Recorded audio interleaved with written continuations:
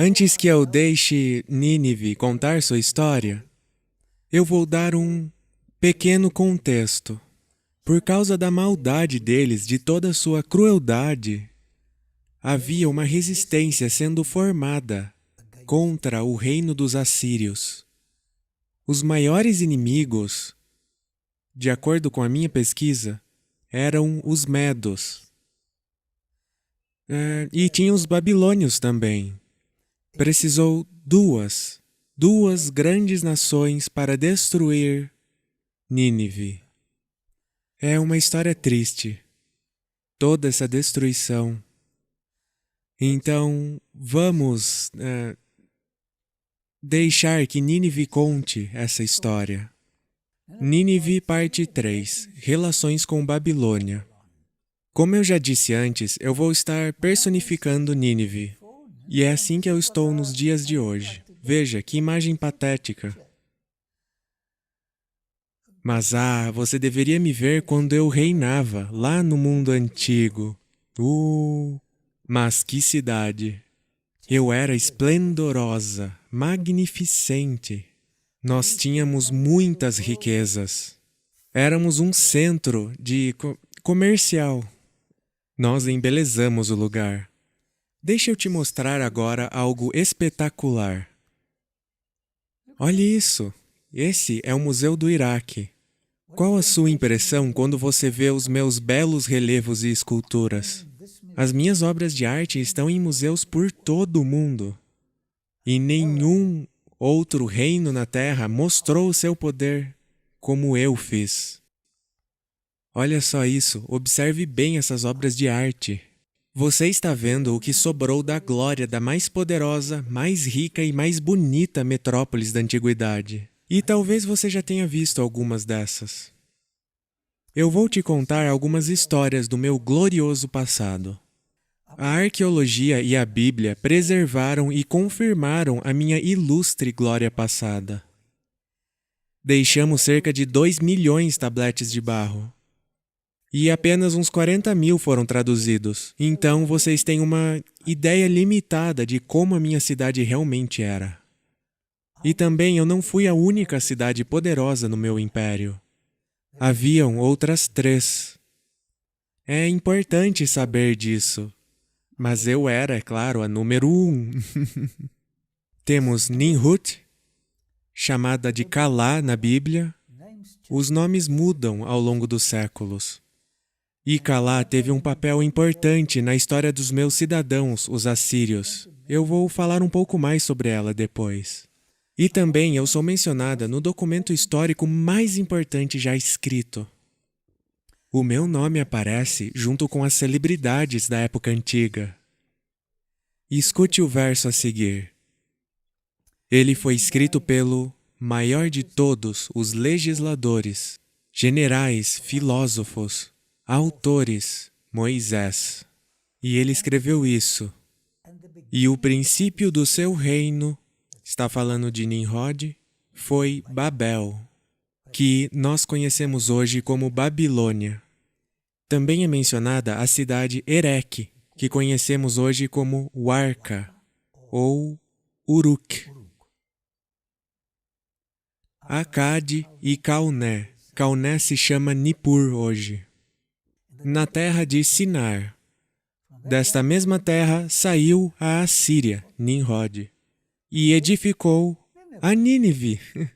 Então eu sou mencionada por esse ilustre profeta.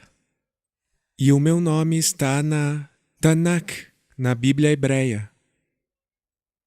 Agora, deixa eu te mostrar algumas ruínas que confirmam a autenticidade da Bíblia. É fácil mencionar, mas você tem que provar. Aqui nós temos as ruínas de Babilônia. E aqui temos as ruínas de Erech, que hoje nós chamamos de Uruk ou Uarca. As ruínas de Calné, que conhecemos como Nippur agora. Cheguei à conclusão que a Bíblia é a fonte mais confiável para esse tipo de pesquisa. Ela tem informações que nenhuma outra fonte pode te dar, mas além disso, Se você ler este livro com um espírito humilde, ele vai te apontar as suas fraquezas. Mas não só isso. Esse livro te dá a receita de como conseguir vitória sobre a sua insensibilidade, sobre os seus ciúmes, sua inveja, seu ódio. É um livro maravilhoso. Eu te peço, leia e se exponha ao melhor documento que já foi escrito. A cidade de Calá, que está escrito Calá na Bíblia, teve o seu nome mudado na posteridade e hoje é conhecida como Nimrud. Na imagem você pode ver alguns turistas me visitando. Não são muitos os que vêm aqui. A propósito, essas fotos foram tiradas antes da ISIS ter destruído o que sobrou das ruínas de Nimrud. E a descoberta desse lugar foi mais uma confirmação do que a Bíblia fala. A Bíblia menciona o lugar e a arqueologia descobre ele. O nome de um dos meus reis, Ashurnasirpal II, foi descoberto nessas ruínas. O próximo regente do trono assírio foi Salmaneser III. Esse foi uma figura bem proeminente. Você também vai encontrar o nome de Salmaneser III em uma das mais impressionantes escritas cuneiformes que está no Museu Britânico. Ela está no monólito de Kurk. Em aramaico você tem as palavras Ahabo Mat Sir Ilo. E traduzindo para português significa Acabe, rei de Israel. Foi a primeira vez que foi encontrada menção do seu nome fora da Bíblia. A Bíblia é um livro maravilhoso. E no pátio de Nimrud também foi descoberto o famoso obelisco negro de Salmaneser III.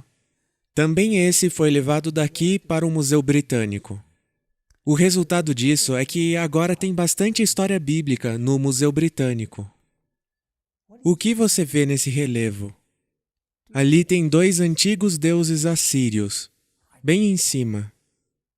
E há homens se ajoelhando perante um rei. O homem à esquerda é um eunuco, pois ele não tem barba. As pessoas normais tinham barba naquela época. Ele está se ajoelhando perante o rei Salmaneser III, com um eunuco logo atrás dele. Sabe, essa é uma cena triste. Triste. Algo aconteceu e agora ele tem que dar tributo a este homem.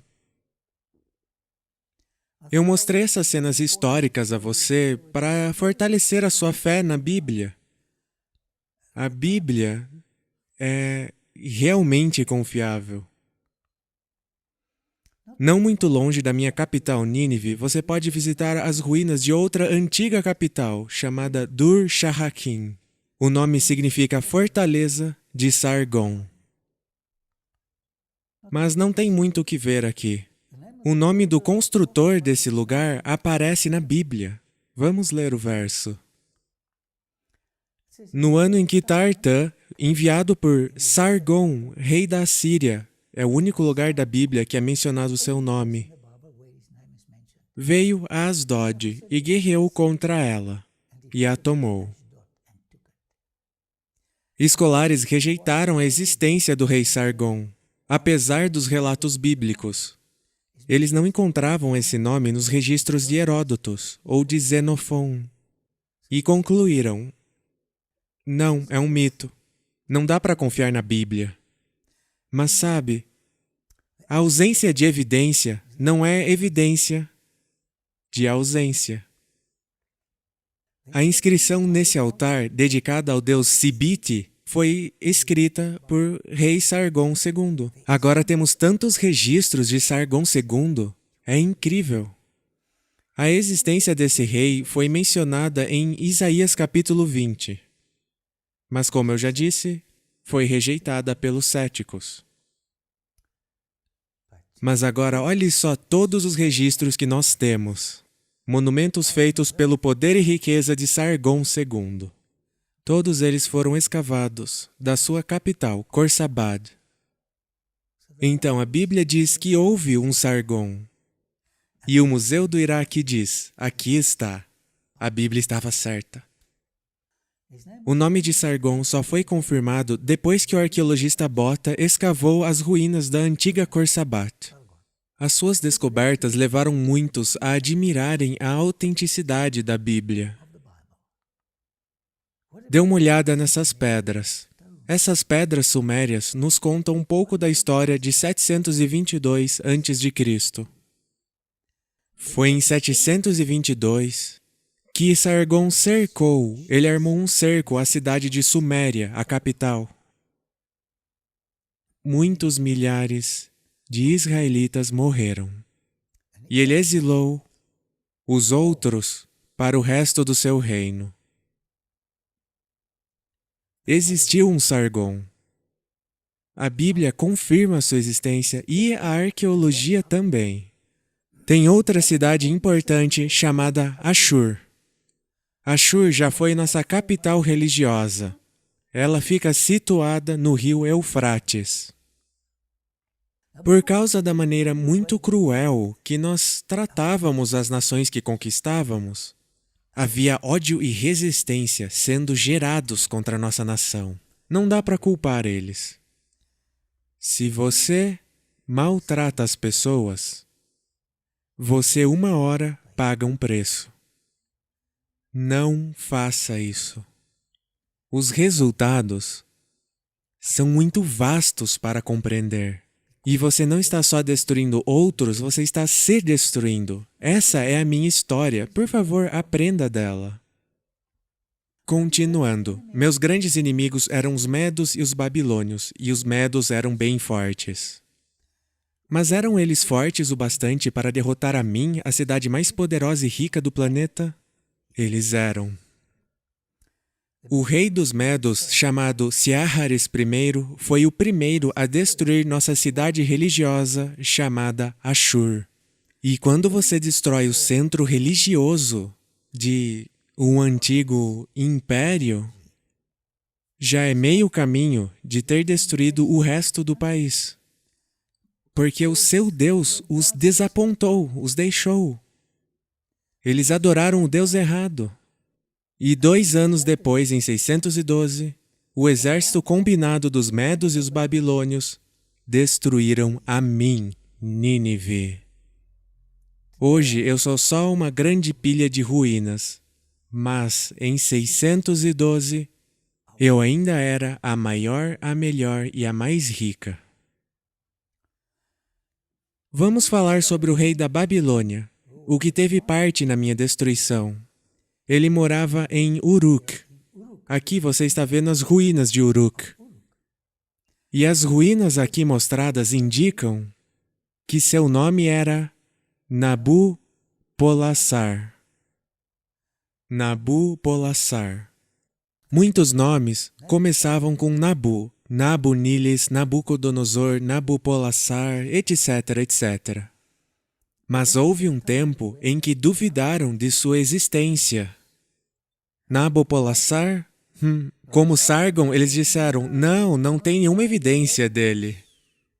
Até que descobriram seu nome escrito em uma pedra. Eu vou te contar essa história. Os céticos só concordam quando eles veem o nome escrito na pedra. Aí eles aceitam. Mas não de boa vontade.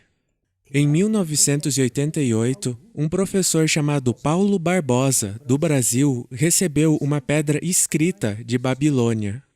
Você está olhando para ela na imagem. O doador a tinha trazido de Babilônia como um souvenir. E como o professor morava perto da Universidade Adventista de São Paulo, o tijolo foi doado para eles e virou sua propriedade. Isso foi providência divina. Então, a Faculdade Arqueológica fez um projeto especial para decifrar a escrita cuneiforme naquele tijolo. Agora, aqui está um detalhe importante. Entre os anos 625 e 539 a.C., os escribas neobabilônicos escreviam da esquerda para a direita. Antes era da direita para a esquerda. E esse detalhe foi uma descoberta muito importante, porque coincidiu com o mesmo período de tempo que Nabopolassar fez um ataque a mim, Nínive. E então foram feitas mais descobertas sobre o seu famoso filho. Na pedra estava escrito: Eu sou Nabucodonosor, rei de Babilônia, provedor do templo de Esagil e Ésida, que eram templos que ficavam na capital babilônica. O primogênito de Nabopolassar, rei de Babilônia. Então, aqui nós temos a prova de que houve um Nabopolassar e seu filho, Nabucodonosor. Sabe, antes dessa descoberta, era apenas Joséfos que reconhecia a existência de Nabucodonosor. Agora nós temos não só uma confirmação dele, mas também de seu pai. Desde então, foram feitas outras descobertas semelhantes a essas, que confirmam a existência desses dois reis. E um detalhe interessante, o estilo de escrita no tijolo é bem típico do rei Nabucodonosor, de acordo com as suas falas na Bíblia. Ele era muito importante a seus próprios olhos. E por isso acabou ficando cruel e impiedoso, por causa da concepção exagerada de si mesmo. Ele era bem cheio de si. Veja o que está atribuído a ele, de acordo com a Bíblia.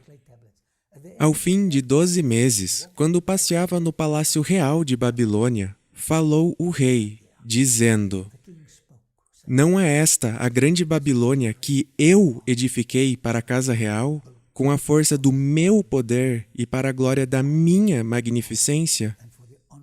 Ele adorava se gabar, sua escrita era cheia de pronomes pessoais. Ele acabou virando um megalomaníaco. Sabe, quanto mais nós falamos de nós mesmos, mais fora de si nós somos. Então, quem foi este rei? Nabucodonosor, filho de Nabopolassar, que me destruiu. Foi seu pai quem destruiu Nínive, é um evento confirmado pela história. Nabopolassar e Siachares I. Eu menciono esses fatos adicionais para confirmar a minha existência. Eu não sou um mito, como muitas pessoas acham. Eu fui uma cidade real, onde pessoas reais viveram. E eu dominei a Terra por 300 anos. E cada dia se fazem mais descobertas que confirmam minha existência. Agora vamos falar um pouco mais sobre esse famoso rei, Nabopolassar. Foi ele quem conquistou minha cidade, e se adentrou ele e seus exércitos por esses grandes portões em 612 a.C. Ele não me venceu sozinho.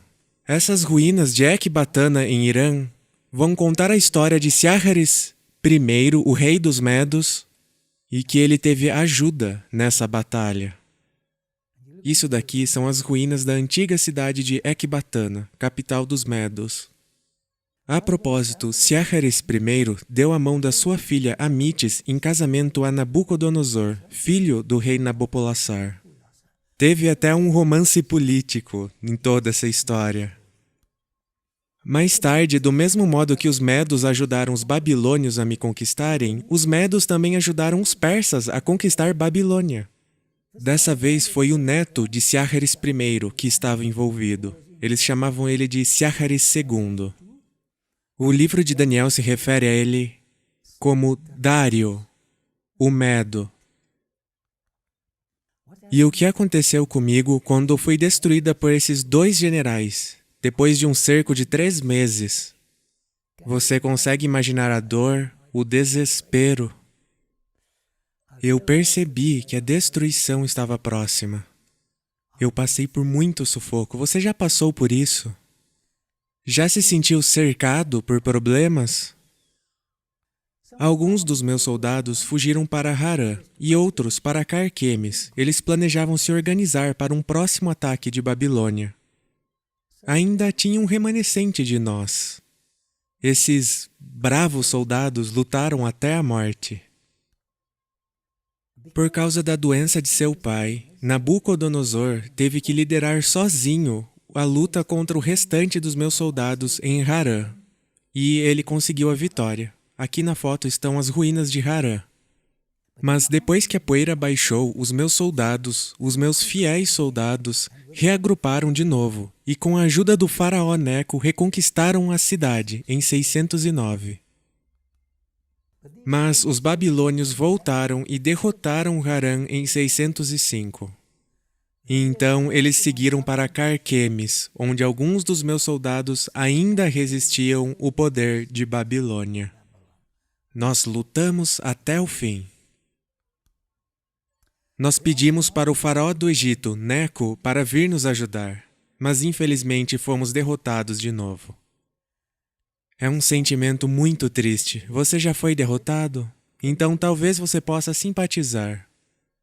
As ruínas de Carquemes nos contam a desafortunada história da nossa completa derrota.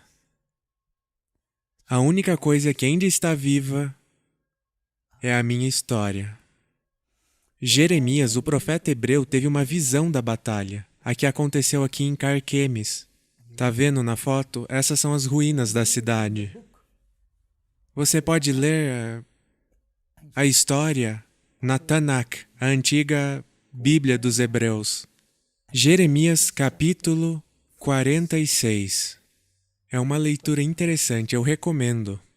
Mas o que faz esse capítulo ser tão especial e autêntico é o fato de que as crônicas babilônicas, que foram descobertas só em 1957, confirmam a versão do profeta sobre a minha derrota. E então temos essas duas versões, a Bíblia e a arqueologia. E as duas estão em harmonia. Você pode confiar na Bíblia, especialmente quando ela diz: os seus pecados podem ser perdoados. Pode confiar, pois o autor desse livro é um Deus de amor. E deixa eu te contar algo ainda mais impressionante. Um dos profetas hebreus predisse a minha queda. E isso foi um choque. É uma história tão rica que eu vou precisar de um pouco mais de tempo na nossa próxima palestra para te contar tudo sobre ela. Como nós devemos estimar a Bíblia? Eu tenho tanto respeito por esse livro. Eu vi suas profecias se cumprirem ao longo dos séculos. E temos muito firme a palavra dos profetas. A Bíblia é o único documento que tem profecias confirmando a sua autenticidade. E também tem arqueologia confirmando sua autenticidade. Então, na carta de Pedro, temos escrito: e temos muito firme a palavra dos profetas. É um fato, todas as profecias foram realizadas, a qual bem fazeis em estar atentos, como a uma luz que alumia em lugar escuro. Talvez haja escuridão na sua vida hoje. Estude as profecias da Bíblia. Talvez você veja luz. Deixe que a palavra de Deus te ilumine, até que o dia amanheça e a estrela d'alva apareça em vossos corações. Ah, isso é lindo. A estrela da manhã, é claro, se refere a Jesus. Sabendo primeiramente isto, que nenhuma profecia da Escritura é de particular interpretação, porque a profecia nunca foi produzida por vontade de homem algum, mas os homens santos de Deus falaram inspirados pelo Espírito Santo. Então, na verdade, quando você está lendo a Bíblia, você está lendo a mensagem do próprio Deus. Os escritores apenas moveram a caneta. Eles escreveram o que Deus os mandou escrever. Eu te peço, pesquise algumas dessas preciosas profecias. A melhor delas é o fato de que um dia Jesus disse que ele iria voltar para consertar a bagunça que nós estamos agora. Eu estou em ruínas, talvez você esteja em ruínas. O mundo está em ruínas também. Veja essa pandemia de agora. É terrível. Estamos em ruínas. Mas na Bíblia, há 1500 profecias predizendo a vinda do Rei dos Reis, do Deus de amor, e Ele está vindo para arrumar a bagunça que nós fizemos. E o melhor que podemos fazer é lermos o seu livro e deixarmos que Ele, o autor desse livro, nos mude. Eu preciso mudar e talvez você precise mudar. Minha prece é que você seja parte do lar de amor. Um lar onde não há conflito. Você consegue imaginar isso? Um lugar onde não tem corrupção? Dá para sequer imaginar isso num mundo saturado de corrupção? Um mundo onde todos serão confiáveis. Você terá amigos para a eternidade, amigos bons que nunca te magoarão. Eu te faço o convite de se tornar cidadão do reino vindouro. E ele não está longe. Esse mundo não vai chegar longe do jeito que está. Pai que está nos céus, agradecemos pelas lições de cidades da antiguidade como Nínive.